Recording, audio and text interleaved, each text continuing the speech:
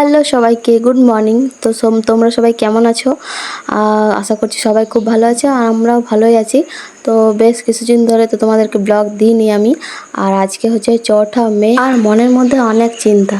সেই চিন্তা নিয়ে ঘরের কাজ শুরু করে দিয়েছি। মনে চিন্তা থাকলেও ভরসা আছে যে আমরাই জিতবো। তো তোমরা তো ভাবতেই পারো যে আমি হয়তো পার্টি পলিটিক্স করি, কিন্তু একদমই ভুল কথা।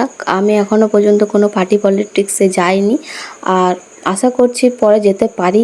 মানে মনের ভিতর একটা সাহস ছিল না, সে সাহসটা এবারে চলে এসেছে। আর আমি কিন্তু প্রথম থেকেই মোদিজির ভক্ত, আর জয় শ্রীরাম বলতে আমার কোনো ভয় নেই। আর একটি কথা ভেবে এবারে ভালো লাগছে, যেটা হচ্ছে আমরা নারীরা এবার সুরক্ষায় থাকবো, আমরা নারীরা নিরাপত্তায় থাকবো।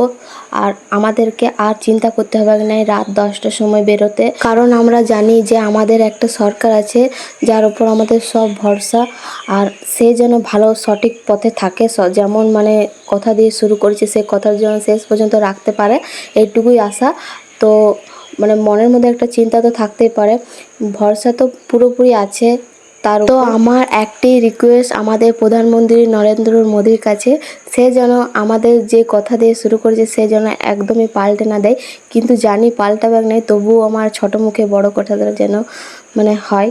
আর এদিকে দেখো অনেক কথা তো বলে ফেললাম। তো তারপরে আমার বর দেখো কত সবজি নিয়ে এসেছিলো, তো সেই সবজিগুলো বাগাচ্ছি। তো আমার কিন্তু আজকে একদমই সবজি খেতে ইচ্ছা করছিল না, তার জন্য আমার বরের সাথে দেখো ঝগড়া করছি কেমন। তো তারপরে আমাদের এদিকে সকালে টিফিন খাওয়া হয়ে গেছে, আর আমি চলে এসেছি মেয়ের চুলগুলো বাঁধতে। আর এই চুলগুলো কয়েকটা দিনের জন্য মেয়ের মাথায় থাকবে, তারপরে মেয়ের টাকলু হয়ে যাবে। তো এই চুলগুলো তো তোমাদেরকে বলেছিলাম, যারা আমার ভিডিও দেখো প্রথম থেকে তারা তো জানো আমার মেয়ের মানসিকে চুল বেটে।